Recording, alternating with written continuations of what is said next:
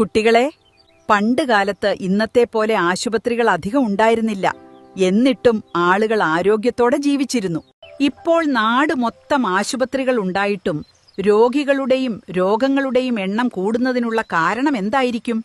അപ്പോൾ എങ്ങനെയാണ് പണ്ടുള്ളവർ ആശുപത്രികളിൽ ഒന്നും പോവാതെ ആരോഗ്യത്തോടെ ജീവിച്ചിരുന്നത്? മക്കളെ, പണ്ടുള്ളവർക്ക് കൃത്യമായ ഒരു ജീവിതശൈലി ഉണ്ടായിരുന്നു.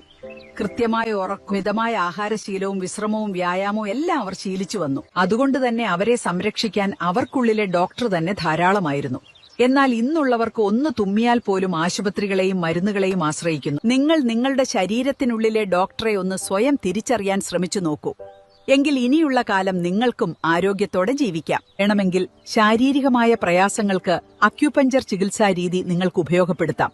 ഇത് നിങ്ങളുടെ പ്രയാസത്തെ ഇല്ലാതാക്കുക മാത്രമല്ല, ഏത് രോഗത്തെയും ഇല്ലാതാക്കാൻ നിങ്ങൾക്കുള്ളിലെ ഡോക്ടറെ അഥവാ പ്രതിരോധ സംവിധാനത്തെ കൂടുതൽ ശക്തമാക്കുകയും ചെയ്യും.